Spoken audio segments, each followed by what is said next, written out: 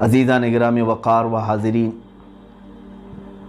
آج کے پرفتن حالات جس میں ہر بندہ آج ایک عجیب سی کشمکش میں ہے، صحیح کیا ہے غلط کیا ہے وہ پرکھنے میں ہی اس کا اکثر وقت چلا جا رہا ہے۔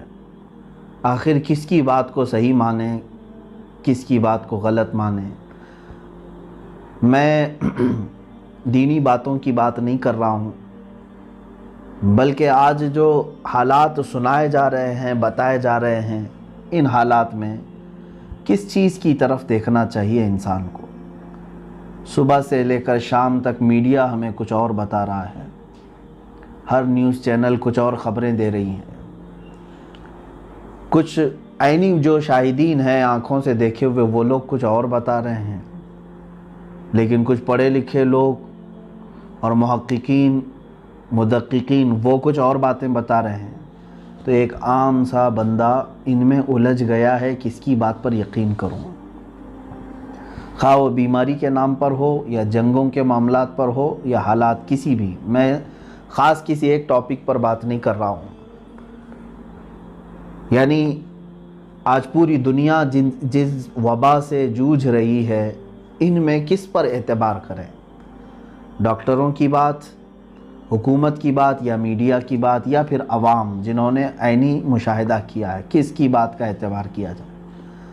میرے عزیزو، اس کا خالصتاً ایک ہی حل ہے، آپ اس کی بات کو نہ دیکھیں، اللہ اور اس کے رسول صلی اللہ علیہ وسلم کی بات پر یقین کریں۔ بھروسہ اور اعتماد اور ایمان ہمیں اگر حکم ہے کسی کی بات پر کرنے کا، وہ اللہ اور اس کے رسول صلی اللہ تعالیٰ علیہ وسلم کا ہے۔ رب ذوالجلال نے جو بیان فرما دیا اس پر ایک مسلمان کا یقین ہے، اور اسی طرح میرے آقا صلی اللہ تعالیٰ علیہ وسلم نے جو بیان فرمایا وہ قیامت تک کے لیے اٹل ہے، اور ان تمام چیزوں پر یقین رکھنا ایک مسلمان کا فرض عین ہے۔ باقی رہی باتیں جھوٹ بھی ہو سکتی ہیں، سچ بھی ہو سکتی ہیں، ان میں آپ الجھ کر کے اپنے آپ کو پریشان نہ کریں۔ لیکن میں ایک بات اپنے بچوں کو، نوجوانوں کو اور سب لوگوں کو جن کے اندر تھوڑی بہت بھی عقل ہے، ان سے میں یہ گزارش کروں گا، جب بھی دنیا میں کوئی حالات پیدا ہوں، سب سے پہلے اس کو تاریخ میں دیکھ لیں، احادیث میں اس سلسلے میں کوئی ہمیں روشنی ملتی ہے، یقیناً ملے گی۔ آج حالات ایسے ہیں کہ خود یا تو ہم ڈھونڈنے کی کوشش کر رہے ہیں، کسی سے پوچھتے نہیں۔ اگر آپ نے کسی بھی ابھرتے ہوئے مسئلے کو دیکھا اور آپ کا ذہن الجھنے لگ گیا، تو سب سے پہلی ذمہ داری ہے آپ کی مسلمان ہونے کی حیثیت سے علماء سے، محققین و علماء سے رابطہ کریں اور پوچھیں کیا مصطفیٰ کریم صلی اللہ تعالیٰ علیہ وسلم کی احادیث میں، آپ کے فرامین میں، آپ کی باتوں میں کہیں اس مسئلے کے بارے میں کوئی بات ملتی ہے؟ یقیناً وہ ڈھونڈ کر تمہیں بتائیں گے۔ کوئی شوشہ خالی نہیں چھوڑا گیا ہے اسلام میں، کچھ نہ کچھ اس کے متعلق رہنمائی تمہیں ملے گی۔ آج کے ان حالات پر میں آپ کو احادیث کریمہ کی طرف لے کر کے چلنا چاہتا ہوں۔ اے مومنوں، اے مسلمانوں، آج اپنا بستر، اپنا تکیہ، اپنا اوڑھنا بچھونا آپ حدیث رسول کو بنا لو۔ اس کے علاوہ اس وقت تمہاری خیر خواہی کرنے والی کوئی بھی تعلیم نہیں ہے، میں دیکھ رہا ہوں۔ کوئی بھی دوسری نیوز، کوئی بھی دوسرے اخبار تمہاری خیر خواہی یا تمہیں صحیح علم دینے کی حد تک ہے ہی نہیں، سوائے حدیث رسول صلی اللہ علیہ وسلم کے۔ میں مسلمانوں سے تو یہ ضرور گزارش کروں گا، مومنین سے، کہ تم زیادہ سے زیادہ کثرت سے رسول کریم صلی اللہ تعالیٰ علیہ وسلم کی احادیث کی طرف آؤ۔ سب سے بہترین ہدایت اگر کچھ ہے تو خود میرے آقا صلی اللہ تعالیٰ علیہ وسلم نے فرمایا، نہ خیر الہدی ہدی رسول اللہ صلی اللہ علیہ وسلم۔ یعنی میں یہ حدیث عرض نہیں کر رہا ہوں، مفہوم عرض کر رہا ہوں کہ بہترین اگر کوئی ہدایت ہے تو رسول کریم صلی اللہ علیہ وسلم کی دی ہوئی ہدایت ہے۔ اور علماء کو بھی یہی چاہیے کہ انہی احادیث کی روشنی میں ہی عوام تک باتیں رکھیں۔ آج کے جو حالات ہیں بہت تیزی سے بدل رہے ہیں۔ میں نے آخر میں غالباً شب قدر کی موقع پر یا ہماری ختم قرآن کی محفل میں عرض کیا تھا، بہت ساری احادیث جو قیامت کے قریب ہونے والے معاملات کو بیان کرتی ہیں، جس میں ایک حدیث میں یہ بھی تھا کہ ہر 20 سال کے بعد زمانہ پوری طرح سے تبدیل ہو جائے گا، یعنی بہت تیزی سے پہلے جو 10 سال پہلے تھا، 20 سال پہلے تھا، اب وہ چیزیں نہیں رہیں گی، اکثر بدل جائیں گی۔ آپ خود دیکھیں، آج آپ 2020 میں چل رہے ہیں، ہم اگر 2000 میں چلے جائیں یا 2001 میں چلے جائیں تو بہت تبدیلی ہے۔ ہو سکتا ہے اس میں کچھ بچے ہوں جو اب 2000 کے بعد پیدا ہوئے ہوں، لیکن 2000 میں جو لوگ تھے، چاہے وہ بچے ہوں، جوان ہوں، وہ اچھی طرح سے جانتے ہیں کہ ہمارے ہاتھوں میں کیا تھا اور آج کیا ہے، ہمارے گھروں میں اس وقت کیا تھا اور آج کیا ہے، ہمارے چلنے پھرنے اور تمام تر سہولیات میں اس وقت کیا تھا، اب کیا ہے۔ بہت ساری چیزیں تبدیل ہو چکی ہیں۔ یہ تبدیلی ہمارے لیے بہت بڑی عبرت ہے میرے عزیزو، بہت بڑی عبرت ہے کہ ہم بہت تیزی سے قیامت کی طرف بڑھ رہے ہیں۔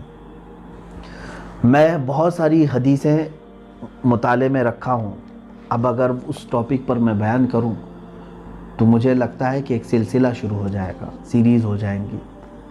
میں آج ابھرتی ہوئی ایک چیز کو آپ کے سامنے لانا چاہتا ہوں۔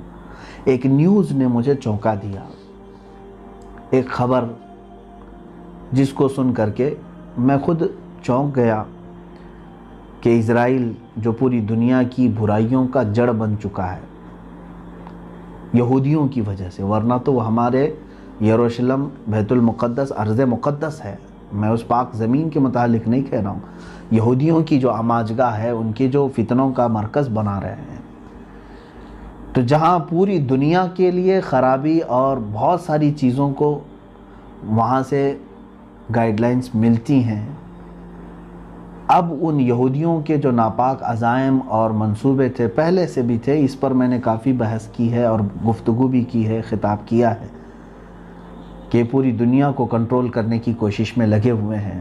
ایک چند یہودیوں کی یہ خرافات، انہوں نے ہیکل سلیمانی کو تعمیر کرنے کے لیے بیت المقدس کو ختم کرنے کا بھی ناپاک ارادہ رکھا ہے۔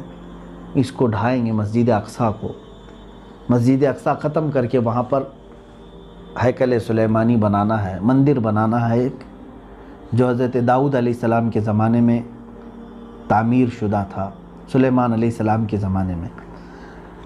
یہ اتنا ہی نہیں، بلکہ انہوں نے پورے اسرائیل کو گریٹر اسرائیل کا نام دیا۔ آپ بھی گوگل پر گریٹر اسرائیل ڈال کر کے دیکھیں تو آپ کو ایک میپ دکھے گا۔ دنیا کے نقشے میں انہوں نے اپنا ایک میپ ایسا بنایا ہے، ان کے دعوے کے مطابق اسرائیل کا حصہ صرف وہ نہیں ہے جہاں پر آج یہ ہیں، بلکہ یہ عراق کا بھی کچھ حصہ لینا چاہتے ہیں، مصر کا بھی کچھ حصہ، اردن کا جس کو جارڈن کہا جاتا ہے وہ بھی حصہ، اور پھر سیریا کا یعنی ملک شام کا حصہ، اور پھر سعودی عرب جو عرب شریف ہے، اس میں خیبر تک کا علاقہ شامل ہے، مدینہ طیبہ کے قریب قریب تک۔ اتنا پورا حصہ ان کا دعویٰ ہے کہ یہ اسرائیل کا ہے اور وہ اس کو لے کر رہیں گے، جس سلسلے میں پوری دنیا میں یہ گھماسان ہے۔ آپ محسوس کریں گے جن ملکوں کا نام میں نے ابھی لیا ہے، انہی ملکوں میں سب سے زیادہ ابھی آپسی معاملات، خانہ جنگی شروع ہے۔ آپ مصر کے حالات بھی دیکھیں، پائیدار نہیں ہیں، عراق کو پوری طرح تباہ کر دیا گیا ہے، ملک شام کی حالت کیا ہے آج، اور جارڈن میں بظاہر دیکھنے کو ایک حکومت نظر آتی ہے، ورنہ وہاں پر بھی یہودیوں کی غلامی بہت زیادہ ہے، اور سعودی، ان کو تو دوسرا نام اگر یہودی کہا جائے، جو بادشاہ بیٹھے ہوئے ہیں، جو وہاں پر منتظمین ہیں، میں ان کی بات کر رہا ہوں، سارے ملک کے باشندوں کے لیے نہیں، تو میں سمجھتا ہوں کہ یہ کوئی خراب بات نہیں ہے، وہ مکمل ان کی غلامی میں ہے۔ بلکہ بہت سارے ایسی باتیں لیک بھی ہوئی ہیں کہ سعودی عرب کے جو ذمہ دار لوگ ہیں، انہوں نے اسرائیل کے بہت سارے خفیہ میٹنگیں اٹینڈ کی ہیں، جن کی ویڈیو لیک ہوئی تھی۔ کیا ضرورت تھی کہ ایک اسلامی کنٹری کو ایک اسرائیل کے یعنی وہاں کے منتظمین کے ساتھ میٹنگ اٹینڈ کرنے کی. بہرحال ان تفصیلات میں نہیں جاتا. اب جو چیز میں عرض کرنے جا رہا ہوں اس کے لیے تھوڑی سی میں نے تمہید آپ کے سامنے رکھی. برسوں سے تقریباً 100 سال کے قریب ہونے کو آ گئے. اسرائیل اپنی ہجرت وہاں یعنی یہودی اپنی ہجرت کرتے کرتے کرتے اسرائیل میں کافی بڑی تعداد میں آ گئے. پہلے تو یہ ایک چھوٹے سے حصے میں تھے اور بڑھتے بڑھتے بڑھتے اب پورے فلسطین کو انہوں نے اپنے اندر کر لیا ہے. اب فلسطین تھوڑا سا رہ گیا، اسرائیل بڑھ گیا. غزہ کی ایک پٹی ہے، اس کے اطراف پورے اسرائیلی آباد ہیں، یہودی آباد ہیں. حتیٰ کہ UN میں، اقوام متحدہ میں یہ قرارداد پاس ہوئی تھی کہ یہودی اردن کے قریب کچھ علاقے ہیں جو فلسطینیوں کے، وہاں اپنی تعمیرات نہیں کریں گے. اس کے باوجود اسرائیل نے UN کی مخالفت کرتے ہوئے ابھی تقریباً 2 لاکھ یہودیوں کو اس میں آباد کیا ہے. کئی بستیاں آباد ہو چکی ہیں. میں قریب آ رہا ہوں. آپ سوچ رہے ہوں گے یہ باتیں کیوں چھیڑ رہے ہیں. میں قریب آتا ہوں آپ کے. یہودیوں کو لا کر کے یروشلم میں بسایا جا رہا ہے. یروشلم یہ وہی شہر ہے جس میں بیت المقدس ہے. اب یروشلم کا جو لوکیشن ہے وہ تقریباً دنیا کے 3 بڑے ادیان کے لیے مقدس ہے. عیسائیوں کے لیے بھی، کیونکہ بیت اللحم وہاں ہے، عیسیٰ علیہ السلام کی پیدائش جہاں ہوئی تھی. یہودی بھی اس کو مقدس مانتے ہیں اور مسلمان بھی، کیونکہ وہ ہمارا قبلہ اول ہے اور مصطفیٰ کریم صلی اللہ تعالیٰ علیہ وسلم کی معراج کا مبدأ ہے. وہاں سے حضور اکرم صلی اللہ تعالیٰ علیہ وسلم کی معراج کی شروعات ہوئی تھی، یعنی آسمانوں پر جانے کی. تو اس اعتبار سے یہ تینوں بڑے مقدس، یہ تینوں بڑے ادیان کے لیے مقدس حیثیت رکھتا ہے یہ علاقہ. اب یروشلم کے لیے ظاہر سی بات ہے مسلمان بھی، عیسائی بھی اور یہودی بھی، تینوں کا وہاں پر کچھ نہ کچھ دعویٰ رہا ہے. اب تک سلطان صلاح الدین ایوبی رحمۃ اللہ تعالیٰ علیہ نے جو فتح کیا اس وقت سے لے کر اب تک مسلمان علی الاعلان اس میں نمازیں پڑھتے رہے اور اپنی عبادات کرتے رہے. اور حالات زمانہ میں سب کے ساتھ یعنی سب کو اجازتیں رہی ہیں، عیسائیوں کو بھی، یہودیوں کو بھی، ان کے مقدس جو بھی معاملات ہیں وہ کرنے کی اجازتیں رہی ہیں. لیکن جب سے یہودی وہاں پر آباد ہوئے انہوں نے دخل اندازی شروع کی. اب حالت یہ ہے کہ بیت المقدس میں بھی پرمیشن ان کی لے کر کے مسلمانوں کو جانا ہوتا ہے، یہودیوں کی پرمیشن لے کر انہیں جانا ہے. خیر، اب میں قریب اپنے پوائنٹ پر آتا ہوں کہ سالوں بھر محنت کرنے کے بعد اسرائیل نے اب جا کر کے یہ اعلان کرنے کا طے کر لیا ہے. اب اگلا جو مہینہ آ رہا ہے جولائی میں نے جو خبر سنی وہ عرض کر رہا ہوں کہ اس وقت یہ اعلان کر دیا جائے گا کہ اب یروشلم جو ہے اسرائیل کا کیپٹل سٹی ہے، راجدھانی ہے. اس کے بعد پوری دنیا کا معاملہ گرم ہوگا. ہم جون میں چل رہے ہیں، جولائی کے متعلق میں نے سنا ہے. بہرحال خبر غلط بھی ہو جنہوں نے مجھے سنایا ہے، لیکن ان کا ناپاک ارادہ اس سلسلے میں ہے ضرور. میرے عزیزو، ان ظالموں نے جو چیزیں پلاننگ کی ہیں وہ اپنی جگہ پر. میں اب حدیث رسول کی طرف آتا ہوں.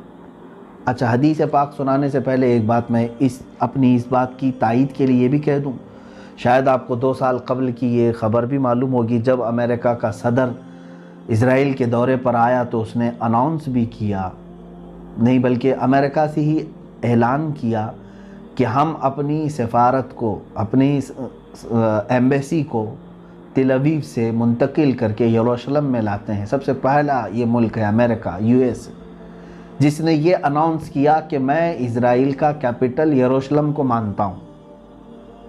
یہ ٹرمپ نے اعلان کیا تھا، 2018 کی بات ہے غالباً. اس وقت سے ہی یہ بات شروع ہو چکی ہے پوری دنیا میں کہ اب اسرائیل کا کیپٹل یروشلم ہے. اب سنیے حدیث پاک. حضرت معاذ بن جبل رضی اللہ تعالیٰ عنہ سے یہ روایت ہے، رسول کریم صلی اللہ تعالیٰ علیہ وسلم سے آپ نے یہ روایت بیان کی ہے. اللہ کے حبیب صلی اللہ تعالیٰ علیہ وسلم نے فرمایا، عمران بیت المقدس خراب یثرب، وہ خراب یثرب خروج الملحمتی، وخروج الملحمۃ فتح قسطنطینیت و فتح قسطنطینیت خروج دجال او کما قال النبی صلی اللہ علیہ وسلم۔ اس کے بعد حدیث کا ایک ٹکڑا ہے، اس میں جو ترتیب وار باتیں بیان کی گئی ہیں وہ بہت توجہ سے آپ سنیں۔ اللہ کے نبی صلی اللہ علیہ وسلم نے فرمایا بیت المقدس کی آبادی ہوگی، بیت المقدس کے ارد گرد آبادی ہوگی، مدینہ ویران ہوگا۔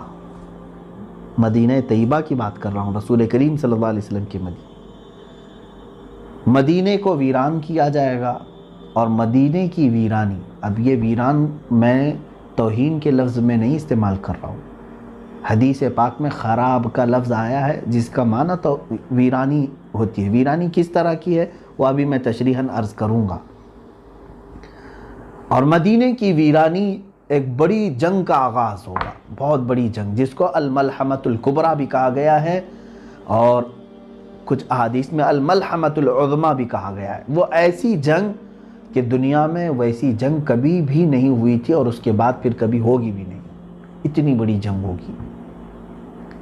یہ مسلمانوں اور کفار و مشرکین کے درمیان، اب جن لوگوں یعنی رومیوں کے درمیان، رومی اور مسلمانوں کے درمیان، عیسائیوں کے درمیان یہ جنگ ہے۔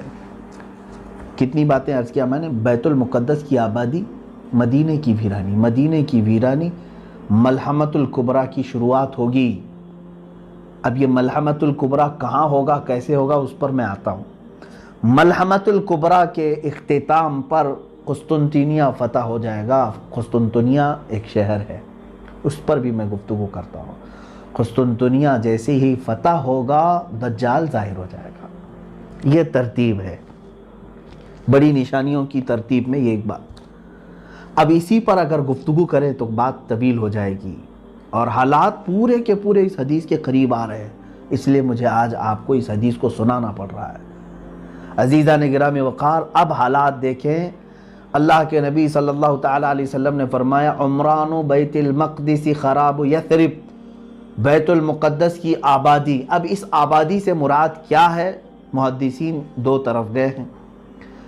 بعض نے یہ کہا کہ اس کے آس پاس آبادی بہت بڑھ جائے گی، اب وہ یہودی ہوں یا عیسائی ہوں یا مسلمانوں کی آبادی کوئی بھی مطلق ہے، یعنی وہ بہت ہی بڑا شہر بن جائے گا، اور یہودی مسلسل وہاں پر یہودی کالونیاں بنا رہے ہیں۔ ابھی تقریباً ابھی اس سال کی خبر ہے، میں آپ کو بتاؤں 2 لاکھ یہودیوں کو انہوں نے آباد کیا، وہاں پر کالونیاں بنائیں، بستیاں بنائیں غیر قانونی طریقے سے، اور تقریباً 25 سال سے مسلمانوں کی دکانیں بند ہیں، تالوں پر بھی جالے لگ چکے ہیں۔ آپ جا کر کے دیکھ سکتے ہیں بیت المقدس کے ارد گرد جو کرفیو لگے ہوئے تھے وہ ابھی تک لگے ہوئے ہیں، لیکن ان کی آبادی بڑھ رہی ہے۔ اگر حدیث پاک کے مفہوم میں یہی ہے کہ ان کی آبادی ہے تو بھی کوئی حرج نہیں، حدیث پاک میں مطلق فرمایا گیا بیت المقدس کی آبادی۔ مگر اس کے مطابق ایک اور حدیث پاک ملتی ہے جس میں اللہ کے نبی صلی اللہ تعالیٰ علیہ وسلم نے فرمایا جب تم دیکھو گے کہ خلافت ارض مقدسہ میں جا چکی ہے تو سمجھ لو کہ بڑی نشانیاں سب ظاہر ہونے کا وقت آ چکا ہے۔ خلافت ارض مقدس کا مطلب بیت المقدس، خلافت اگر ارض مقدس میں آ گئی تو اس کا مطلب یہ ہوا کہ مسلمانوں کی خلافت پھر سے قائم ہوگی اور وہ بیت المقدس سے ہوگی۔ اب اس حدیث کے متعلق فرمایا گیا کہ اب ارض مقدس میں جب خلافت قائم ہوگی تو وہاں پر آبادی بڑھ جائے گی، کیونکہ دارالخلافہ جہاں ہوتا ہے، دارالحکومت جہاں ہوتا ہے وہ تو مین شہر ہوتا ہے، وہاں پر کثرت سے آبادی ہوگی۔ تو ایک حدیث کا مفہوم، اس حدیث کا مفہوم یہ بھی ہو سکتا ہے، لیکن اب کے جو حالات مجھے نظر آ رہے ہیں اس حدیث کے مطابق، 2 چیزیں کیا آپ کو ساتھ ساتھ نظر نہیں آ رہی ہیں؟ ایک طرف ان لوگوں نے بیت المقدس پر ظالمانہ جابرانہ قبضہ جمایا ہوا ہے اور کالونیاں بسا رہے ہیں، اور ان قریب آپ دیکھنا کہ اناؤنس ہو جائے گا، پورے کے پورے دنیا کو سینٹرلائز کرنے کی کوشش کی جائے گی۔ آپ دیکھیں گے ان باتوں کو، ساری بینکوں کا، ساری بڑی کمپنیوں کا مرکز اسرائیل بن جائے گا۔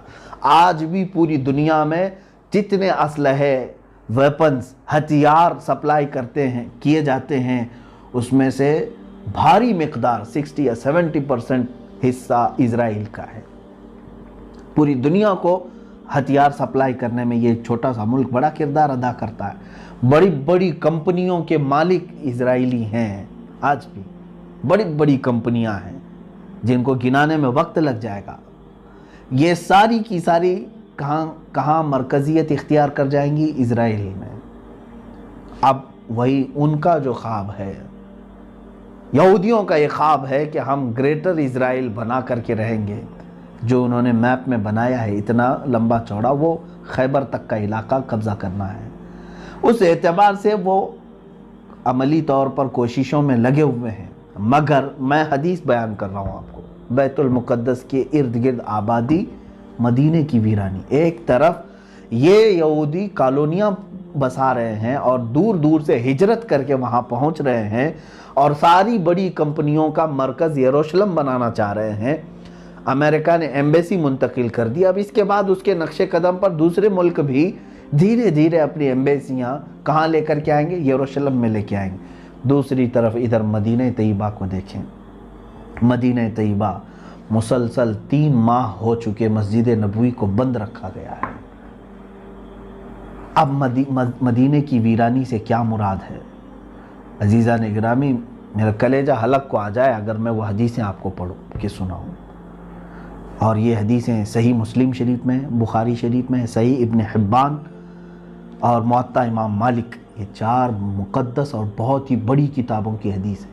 اللہ کے نبی صلی اللہ تعالیٰ علیہ وسلم نے یہ فرمایا، تم دیکھو گے عنقریب مدینے کو ایسا چھوڑ دیا جائے گا، مدینے کو چھوڑ دیا جائے گا، یہاں تک کہ اس کے رہنے والے اور زیارت کرنے والے مدینے سے خالی ہو جائیں گے اور مدینے میں درندے آئیں گے، یہاں تک کہ مسجد نبوی میں کوئی درندہ داخل ہو جائے گا۔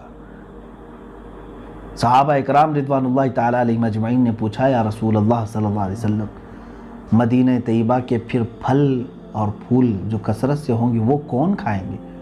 میرے آقا صلی اللہ علیہ وسلم نے فرمایا، صرف پرندے اور درندے کھائیں گے۔ مدینہ خوب خوشحال ہوگا، یہاں تک کہ اللہ کے حبیب صلی اللہ علیہ وسلم نے فرمایا، تم دیکھو گے ایک زمانہ آئے گا کہ لوگ اپنے بھتیجوں کو، اس میں حدیث میں ہے کہ اپنے بھتیجے کو آدمی بلائے گا، اپنے چچیرے بھائی کو بلائے گا اور کہے گا کہ چلو خوشحالی کی طرف، چلو خوشحالی کی طرف۔ کہاں؟ مدینے میں رہنے والے لوگ یہ بول کر کے مدینہ چھوڑ کر کے جائیں گے، خوشحالی کی طرف چلو۔ جبکہ میرے آقا صلی اللہ تعالیٰ علیہ وسلم فرماتے ہیں کہ المدینۃ خیر لہم لو کانوا یعلمون، مدینہ ان کے لیے سب سے بہتر ہوگا اگر وہ جان لیں، اگر ان کو تھوڑی بھی شد بدھ ہے تو انہیں معلوم ہونا چاہیے کہ مدینہ ان کے لیے خیر ہے، لیکن وہ مدینے کو چھوڑ کر خالی کر کے جائیں گے۔ اب مدینے کی ویرانی سے مراد یہی ہے تو وہ ابتدا ہم اپنی آنکھوں سے آج دیکھ رہے ہیں۔ مدینہ طیبہ میں رہنے والے لوگ، ہم جیسے لوگ تو دور پڑے ہوئے ہیں، میرے آقا صلی اللہ تعالیٰ علیہ وسلم کی چوکھٹ کے بوسوں کے لیے ہم منتظر ہیں۔ کئی موسم آئے چلے گئے، رمضان بھی گزر گیا، حج بھی گزر گیا، یہ وہ موسم ہوتے ہیں کہ حجاج کی زبانوں سے لبیک سنتے ہی میرے آقا کی یاد آ جاتی تھی کہ یہ نبی کونین صلی اللہ علیہ وسلم کو سلامی پیش کرنے کے لیے جا رہا ہے۔ مگر یہ سارے موسم گزرتے گئے میرے عزیزو، ہم تو دور بیٹھے صرف ترستے رہ گئے، لیکن جو مدینہ طیبہ میں موجود ہیں ان سے بھی آپ پوچھیں۔ ان ظالموں نے ان لوگوں کو بھی دربار رسالت میں حاضر ہونے سے روک رکھا ہے، محض ایک بیماری بہانہ، کورونا وائرس کے بہانے پر روضہ رسول صلی اللہ تعالیٰ علیہ وسلم کے سامنے آنے جانے کی پابندی ہے۔ اگرچہ ان لوگوں نے تھوڑی مسجد کھولی ہے، کچھ مخصوص علاقے کھولے ہیں، لیکن مسجد نبوی روضہ رسول صلی اللہ تعالیٰ علیہ وسلم پر حاضری نہیں ہے۔ تو کیا یہ ویرانی نہیں ہے؟ عبادتوں کا نہ ہونا یہ سب سے بڑی ویرانی ہے، اور وہاں کے لوگوں میں یہ تمام چیزیں آئیں گی۔ میرے عزیزو، اس سلسلے کو سن کر کے آپ یہ مت سمجھنا کہ میں نے مدینہ طیبہ کی بے ادبی کی ہے۔ سچ بتاؤں، زندگی کی صرف ایک ہی خواہش ہے کہ اللہ رب العزت اگر ہماری کسی نیکی پر کوئی اجر دے گا تو میں صرف اتنی طلب رکھتا ہوں کہ مولا مجھے جنت البقیع میں دفن عطا کر دے۔ میں مدینہ طیبہ کے لیے عزیزان گرامی وقار یہ کوئی دکھاوے کی یا ریاکاری کی بات نہیں کر رہا ہوں، یہ اخلاص کے ساتھ اللہ کی بارگاہ میں ہمیشہ دعا کرتا بھی رہتا ہوں۔ مگر ان حدیثوں میں جو باتیں ہیں اس کو آپ یہ نہ سمجھ لیں کہ کیا مدینہ ایسا ویران ہو جائے گا، یہ تو میرے مصطفیٰ کریم صلی اللہ علیہ وسلم نے بیان فرمایا۔ لیکن جو لوگ چھوڑ کر کے جائیں گے مدینہ، جو باشندے ہوں یا زائرین ہوں جو خالی کریں گے، ان کے بھی متعلق مدینہ طیبہ کی فضیلتوں میں میرے آقا صلی اللہ تعالیٰ علیہ وسلم نے فرمایا، صحیح مسلم شریف کی حدیث ہے، مدینہ طیبہ ایک بھٹی کی طرح ہے، آگ کی بھٹی جس طرح سے ہوتی ہے کہ لوہے کو اس میں ڈالیں تو جس طرح سے بھٹی میل کچیل کو نکال دیتی ہے، سونے کو آپ سونار کے پاس دیں وہ تپاتا ہے آگ میں، جتنا ویسٹیج ہے وہ نکل جاتا ہے، پیوریٹی باقی رہتی ہے۔ میرے آقا صلی اللہ علیہ وسلم نے فرمایا مدینہ ہر خبیث کو اپنے اندر سے نکال کر باہر کرے گا، صرف وہی رہ جائیں گے جو طیب ہوں گے، صرف وہی رہ جائیں گے۔ یہ چند دنوں کے لیے ہو سکتا ہے مدینہ طیبہ کی ویرانی، لیکن دوسری حدیثوں میں یہ بھی ملتا ہے، اللہ کے نبی صلی اللہ تعالیٰ علیہ وسلم نے فرمایا دجال مدینے میں نہیں آئے گا، یاجوج ماجوج مدینے میں نہیں آئیں گے، بڑے بڑے فتنے مدینے میں نہیں آئیں گے۔ اور میرے آقا صلی اللہ علیہ وسلم نے یہ بھی فرمایا ان الایمان لا یأزر الی المدینہ کما تأزر الحیۃ الی جحرہا، ایمان پوری دنیا سے لوٹ کر کے مدینے میں ایسا آ جائے گا جیسے سانپ گھوم پھر کر کے واپس اپنے سوراخ میں آ جاتا ہے، اپنے بل میں جیسے آ جاتا ہے سانپ۔ اللہ کے حبیب صلی اللہ علیہ وسلم فرماتے ایمان مدینے میں رہ جائے گا۔ تو ویرانی سے مراد یہ نہیں ہے کہ ہمیشہ کے لیے خراب ہو جائے گا، یہ چند دنوں کے لیے ہو سکتا ہے۔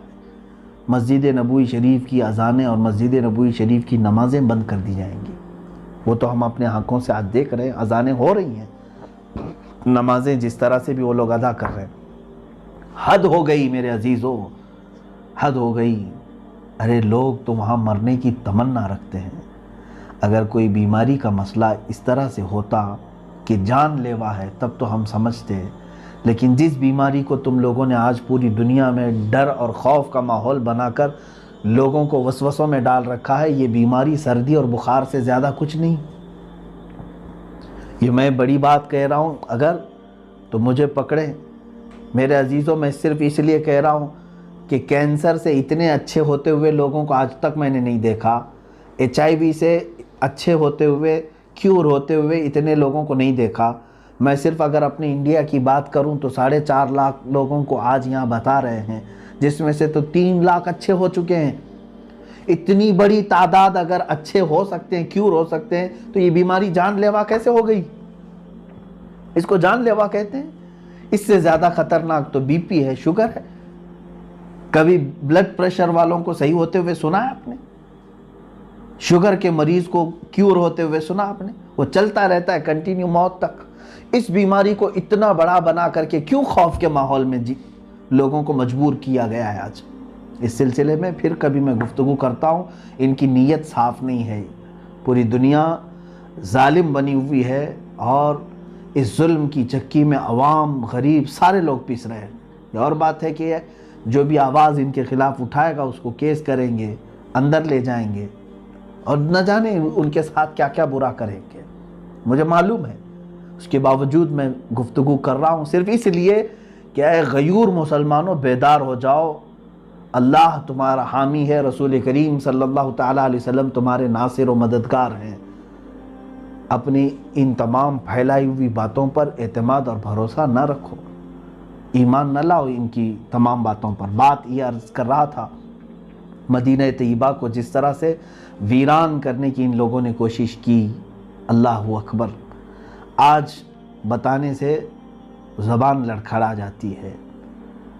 اب اللہ کے حبیب صلی اللہ تعالیٰ علیہ وسلم نے جو بیان فرمایا کہ خراب یثرب خروج الملحمۃ الکبریٰ،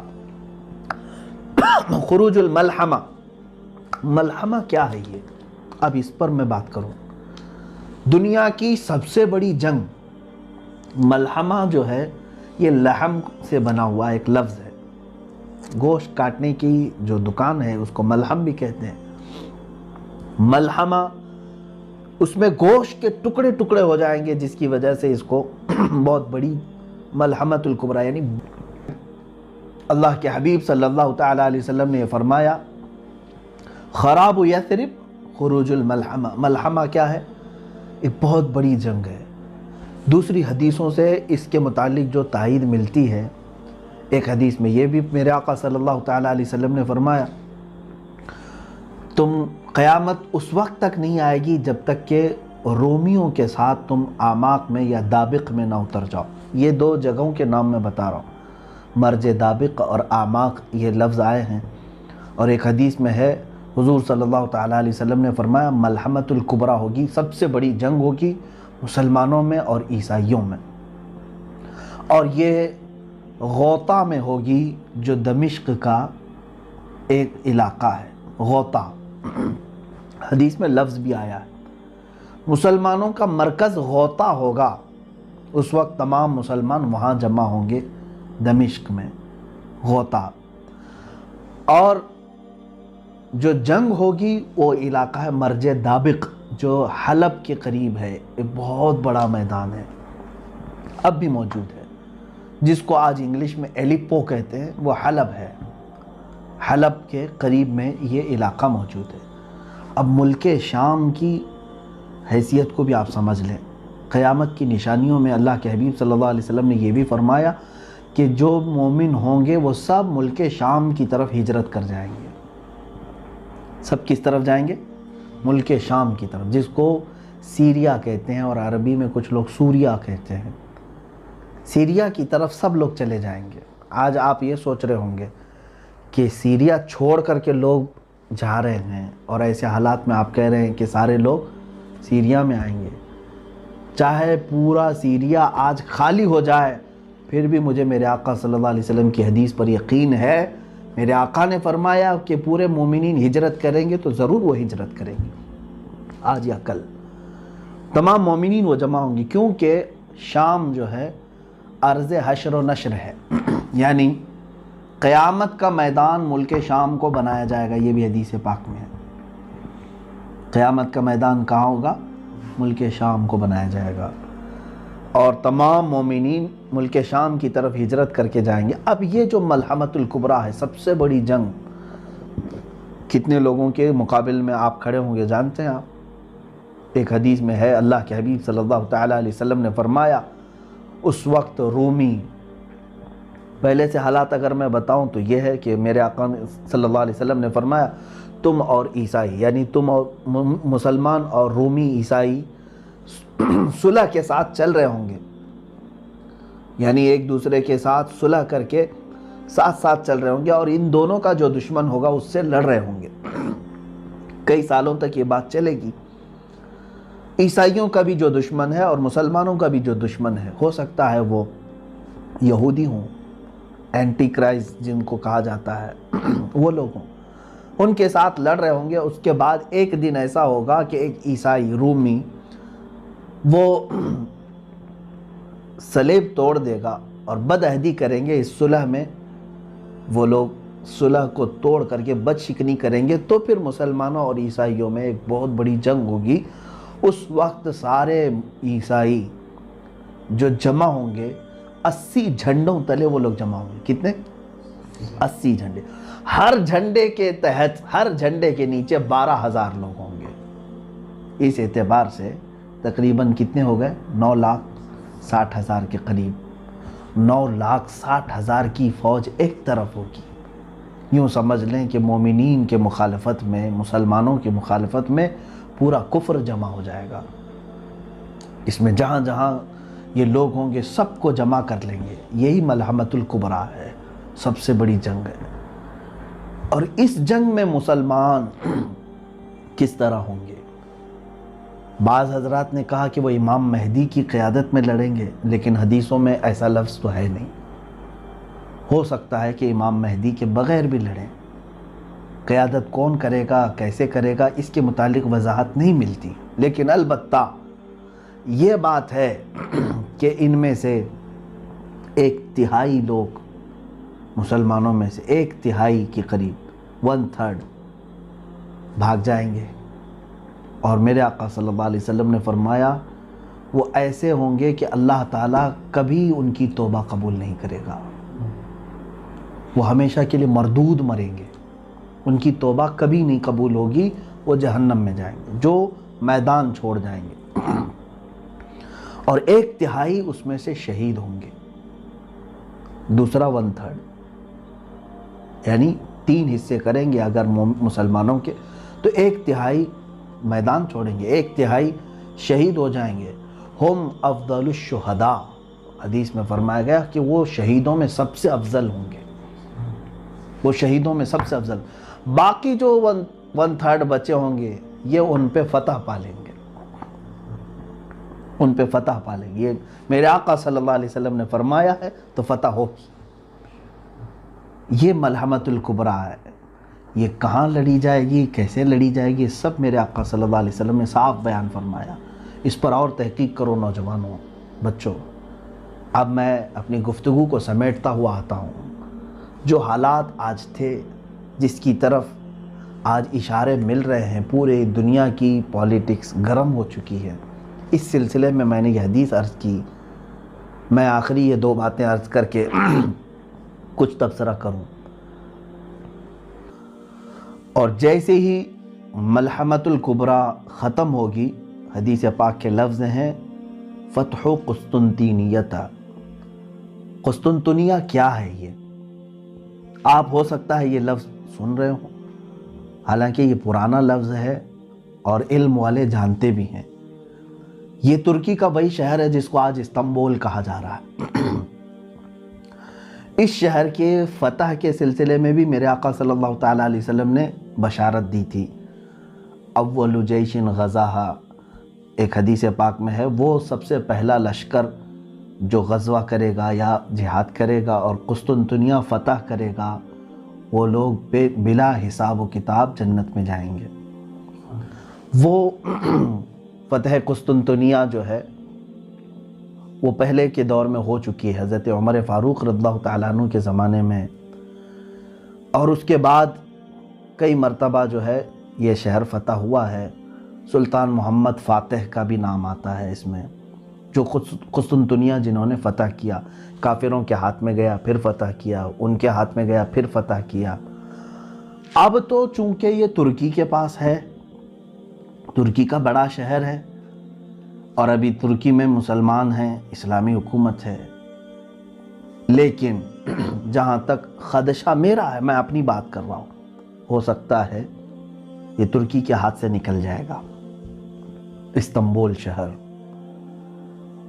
یہ پھر سے عیسائیوں کے ہاتھ میں ہو سکتا ہے چلا جائے، اور ایک زمانے تک ان کے ہاتھ میں رہے گا، کیونکہ آج کے جو حالات بتا رہے ہیں، لبرلزم وہاں پر کافی بڑھ چکا ہے، جو بلکہ میں اگر بتاؤں، آپ تحقیق کریں، ترکی کی حکومت کا جو آئین ہے، وہاں کا جو نظام ہے، اس میں بھی یہ چیز موجود ہے کہ وہ ترکی کوئی ایک مذہبی حکومت نہیں، یعنی وہاں کا کوئی سرکاری مذہب نہیں ہے، بلکہ وہ جیسے انڈیا ہے سیکولر ہے، ہمارا کوئی سرکاری مذہب نہیں، اسی طرح سے ترکی کا بھی انہوں نے بنایا ہے۔ جب خلافت عثمانیہ ختم ہوئی تھی تب یہ بنایا گیا تھا اس طرح سے کہ موجودہ صدر نے اسلامی کام زیادہ کیے ہیں، لیکن آج بھی وہاں کا نظام ہے وہ سیکولر ہے، اور آج بھی بہت سارے وہاں امریکہ کے پٹھو موجود ہیں، بہت سارے ایسے جو منافق ہیں، وہ اپنے ماحول کو بڑھانے کی کوشش کر رہے ہیں۔ تو مجھے جہاں تک اندیشہ لگتا ہے استنبول ان کے ہاتھ سے جائے گا اور عیسائیوں کے قبضے میں رہے گا، چونکہ حدیث پاک میں جو ترتیب بتائی گئی ہے، پہلے عمران و بیت المقدس، بیت المقدس کی آبادی اور مدینہ کی ویرانی، مدینہ کی ویرانی ملحمۃ الکبریٰ کا ظہور ہوگا، یعنی بڑی جنگ ہوگی۔ اب وہ بڑی جنگ سالوں تک نہیں چلے گی۔ ایک بات یہ بھی سمجھ لے، جیسے وار نہیں ہے یہ world war first, world war 2 جس طرح سے ہوئی، بہت سارے لوگ اس کو ورلڈ وار 3 بھی سمجھ رہے ہیں۔ میں جہاں تک سمجھتا ہوں یہ ورلڈ وار 3 کی بات نہیں ہے جو ملحمۃ الکبریٰ میں بتائی گئی ہے، ورلڈ وار 3 ہو سکتی ہے آپسی ممالک میں، لیکن یہ جو ہے وہ صرف 2 دن 3 دن یا 4 دن کا ذکر آیا ہے۔ وار جو ہے کنٹینیو چلتی رہتی ہے۔ یہ جیسے جنگ بدر ہوئی 1 دن میں ختم ہوئی، جنگ احد تھی 1 دن میں ختم ہوئی، اسی طرح سے ملحمۃ الکبریٰ بھی جو ہے یہ بہت لمبے سالوں تک یا مہینوں تک نہیں چلے گی، زیادہ سے زیادہ اس کی مدت 1 ہفتہ ہو سکتی ہے احادیث پاک کی روشنی کے مطابق۔ تو عزیزان گرامی، اب ملحمۃ الکبریٰ کے ختم کے بعد کیا ہوگا؟ قسطنطنیہ فتح ہوگا۔ تو فتح ہونے کی جو بات کی گئی ہے، اگر آلریڈی پہلے سے وہ مسلمانوں کے قبضے میں ہے تو پھر فتح کی بات کیسے فتح کی بات کیسے ہو سکتی ہے؟ اور فتح قسطنطنیہ سے مراد اگر پہلے والی فتح جو حضرت عمر کے زمانے میں ہوئی یا سلطان محمد فاتح کے زمانے میں ہوئی، تو پھر یہ بھی ماننا پڑے گا کہ اس سے پہلے ملحمۃ الکبریٰ ہو چکی ہے، اس سے پہلے مدینہ ویران ہو چکا ہے، اس سے پہلے بیت المقدس کی یہ ساری ترتیب الٹ جائے گی۔ تو اسی لیے میں نے کہا کہ ہو سکتا ہے استنبول شہر آج کا یعنی عیسائیوں کے قبضے میں چلا جائے، پھر فتح ہوگا، اور وہ فتح کیسے ہوگی؟ جنگ سے نہیں، بلکہ حدیث پاک میں ہے وہ الملحمۃ الکبریٰ میں سے 1/3 جو لشکر تھا مسلمانوں کا، وہی جائیں گے فتح قسطنطنیہ کے لیے، اور وہ امام مہدی کی قیادت میں ہوں گے، امام مہدی کی قیادت میں ہوں گے۔ اس میں یہ بتایا گیا ہے کہ وہاں پر وہ لوگ بغیر کسی قتل کے، بغیر کسی لڑائی کے قسطنطنیہ کو کیسے فتح کریں گے؟ مسلمان نعرہ لگائیں گے، لا الہ الا اللہ واللہ اکبر، جیسے وہ ایک بار بلند آواز سے کہیں گے اس کا ایک حصہ فتح ہو چکا ہوگا، دوسری مرتبہ کہیں گے تو استنبول کا دوسرا حصہ فتح ہو چکا ہوگا، یہ حدیث پاک میں موجود ہے۔ تیسری مرتبہ مسلمان نعرہ تکبیر اس طرح بلند کریں گے، لا الہ الا اللہ واللہ اکبر، قسطنطنیہ یعنی استنبول شہر فتح ہو چکا ہوگا۔ اب جو بات بتانی ہے وہ بہت اہم ہے، بہت اہم ہے۔ یہاں تک کی بات تھی، جیسے یہ قسطنطنیہ فتح کر کے ابھی اپنی یعنی تھکان کو دور بھی نہیں کر چکے ہوں گے، اسی وقت ایک آدمی ان کے پیچھے سے یہ اعلان کرے گا کہ اے مسلمانوں، دجال ظاہر ہو چکا ہے، تمہارے گھروں میں گھس کر کے تمہارے بیوی بچوں کو ختم کر رہا ہے، تو سارے پریشان ہو جائیں گے۔ ایک آفت ابھی ختم نہیں ہوئی تھی کہ دوسری آفت آ گئی۔ اب دجال کے ظہور کی خبر جیسے ہی سنیں گے، اس وقت میرے آقا صلی اللہ تعالیٰ علیہ وسلم فرماتے ہیں 10 گھوڑ سوار، گھوڑے کا ذکر ہے، 10 گھوڑ سوار قسطنطنیہ سے نکلیں گے، پھر وہ ارض مقدس کی طرف آئیں گے یا اپنے وطن آئیں گے، اور بہت تیزی سے آئیں گے، جبکہ وہ خبر شیطان نے پھیلائی تھی جھوٹی ہوگی۔ پہلے جو شیطان کہے گا کہ دجال آ چکا ڈرانے کے لیے، لیکن جب وہ تمام مسلمان واپس اپنے اپنے گھر آئیں گے تب حقیقت میں دجال آ چکا ہوگا۔ اب سنیں، بڑی بات ہے، اللہ کے نبی صلی اللہ علیہ وسلم نے فرمایا میں ان میں سے ہر گھوڑ سوار کو جانتا ہوں، اس کا نام بھی، اس کے باپ کا بھی نام، اور اس کے گھوڑوں کے رنگ بھی جانتا ہوں۔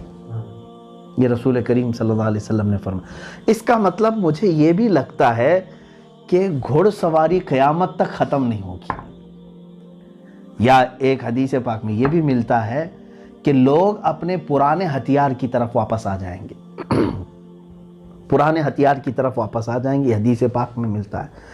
ظاہر سی بات ہے آج کے دور میں ہم سائیکل اور موٹر سائیکل پر چلنا نہیں چاہ رہے ہیں، رفتار اتنی تیز ہو چکی ہے، ہم جو ہے اب کاروں میں، اور کاروں سے زیادہ اب اور تیز ہم دیکھنا چاہ رہے ہیں، بلٹ ٹرین آ چکی ہے، اس سے زیادہ تیز ہم تو ایروپلین دیکھ چکے ہیں، راکٹ دیکھ چکے ہیں۔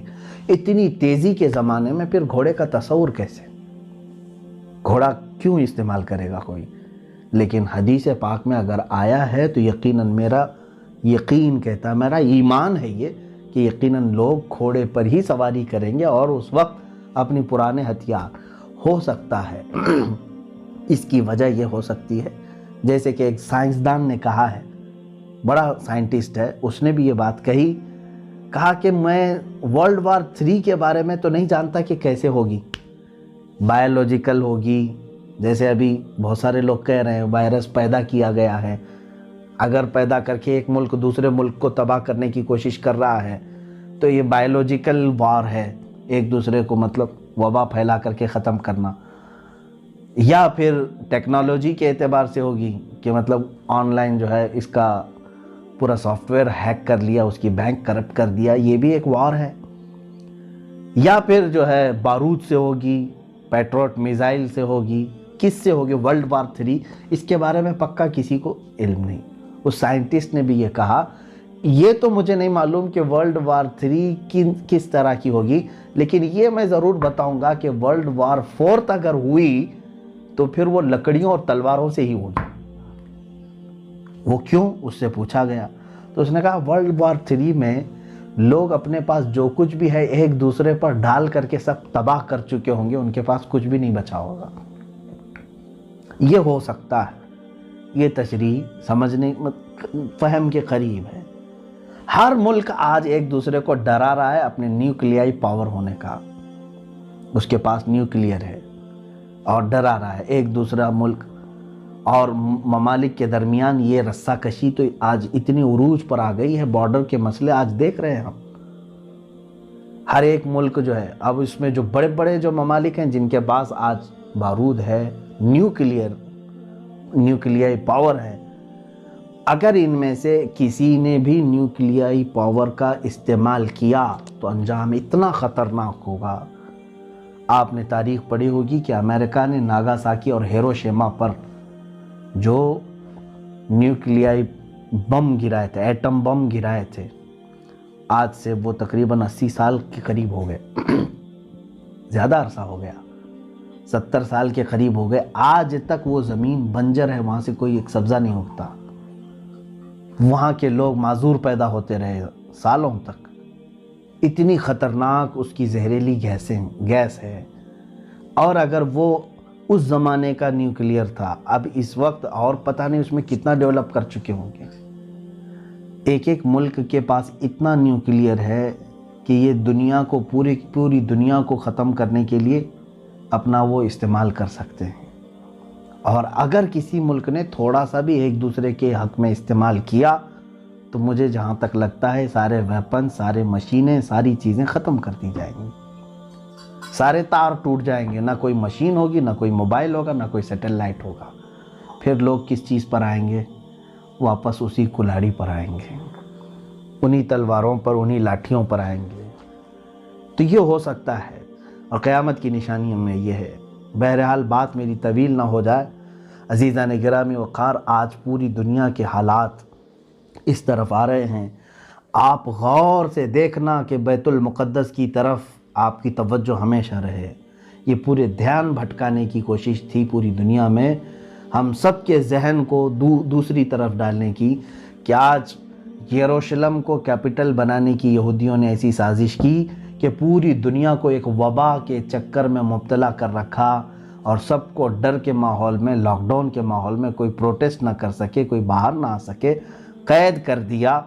ایک طرف اسلامی ممالک جن کو ہم کہہ رہے ہیں ان کو زرخرید غلام بنا چکا ہے، یہ سارے سعودی ہوں، جتنے بھی اس کے ہم نوا ہوں، ان میں سے کسی کے بھی اندر اس کے خلاف بولنے کی ہمت نہیں، جسارت نہیں، بلکہ اب تو یہ اپنے بارڈر بھی اسرائیل کے استقبال کے لیے کھولنے کو تیار ہیں۔ ایک بات یہ بھی حدیث پاک میں موجود ہے، اللہ کے حبیب صلی اللہ علیہ وسلم نے فرمایا ویل للعرب من شر قد اقترب، تمام عرب کے لیے تباہی ہو، ویل ہے، بربادی ہو، ایسے شر سے جو بہت ہی قریب آ چکا ہے۔ ایک حدیث پاک میں ایک ایسا فتنہ اٹھے گا کہ عرب سب تباہ ہو جائیں گے، عرب سب مریں گے۔ اب وہ کون سا فتنہ ہوگا وہ ہم دیکھ رہے ہیں، اور حدیث پاک کے لفظ یہ ہیں، میرے آقا صلی اللہ علیہ وسلم نے فرمایا اس فتنے میں جتنے عرب مارے جائیں گے وہ سب جہنم میں جائیں گے، قتلاھا فی النار۔ حضور صلی اللہ علیہ وسلم نے فرمایا اس فتنے کے جتنے مقتولین ہیں، جتنے مارے جائیں گے، وہ سب جہنم میں ہوں گے، کیونکہ یہ سب دنیاوی غرض سے لڑ رہے ہوں گے آپس میں، اور یہ دنیاوی غرض سے لڑ کر کے مر رہے ہوں گے، اور یہ جہنم میں جائیں گے۔ ہو سکتا ہے یہ وہی زمانہ ہے جس میں عرب تباہی کی طرف جائیں گے۔ ان کی تباہی قریب ہے۔ اور میں نے ایک حدیث پاک اس سے قبل بھی آپ کے سامنے رکھی تھی۔ اللہ کے حبیب صلی اللہ تعالیٰ علیہ وسلم نے فرمایا ایک بادشاہ ہے ہوگا، اس کے مرنے کے بعد اس کی گدی کو، اس کے تخت کو حاصل کرنے کے لیے 3 لوگ لڑیں گے اور تینوں کو وہ تخت نہیں ملے گا، یہاں تک کہ یہ قتل و خون ریزی عام ہو جائے گی اور یہ تباہی کا ایک دہانا شروع ہوگا۔ آج کے جو وہاں عرب کے بادشاہ کی جو سچویشن ہے وہ ایسی ہی ہے۔ میں یہ ایگزیکٹ نہیں کہہ رہا کہ اسی زمانے کے لیے یہ بات کہی گئی، ہو سکتا ہے اس کے بعد بھی ہوگا، لیکن حالات یہ بتا رہے ہیں کہ اس بادشاہ کے مرنے کے بعد یہاں پر بھی 3 دعوے دار ہیں۔ آلریڈی 2 کراؤن پرنسز کو ان لوگوں نے 2 کراؤن پرنس کو انہوں نے ہٹایا، اب تیسرا یہ جو بیٹھا ہوا ہے۔ اب دیکھیں حالات کس کروٹ پر لے جاتے ہیں۔ میں حالات کی طرف لے کر کے آیا، اے مسلمانوں، ان حالات میں بھی میرے آقا صلی اللہ تعالیٰ علیہ وسلم نے ہماری دستگیری فرمائی ہے، ہماری رہنمائی فرمائی ہے۔ افسوس ہے اس وقت جو ہے ہمارے بچے گیم میں مبتلا ہیں، ٹک ٹاک میں مبتلا ہیں، بہت ساری ایسی خرافات اور واہیات میں مبتلا ہے، پوری رات پورا دن اس طرح کی فحاشیت میں مبتلا ہیں، تو ہمیں معلوم نہیں کہ دنیا کہاں چل چکی اور کون سے پلاننگ ہو چکی ہیں۔ اسی لیے میں بارہا یہ کہتا ہوں کہ اٹھو وہ گر نہ حشر نہ ہوگا پھر کبھی، دوڑو کہ زمانہ چال اپنی چل گیا۔ اے امت محمدیہ کے غیور نوجوانوں، قوت عشق سے ہر پست کو بالا کر دے، دہر میں نام محمد سے اجالا کر دے۔ وآخر دعوانا ان الحمدللہ رب العالمین۔ السلام علیکم ورحمۃ اللہ۔ يا شفيعنا يا محمد صلى الله عليه وسلم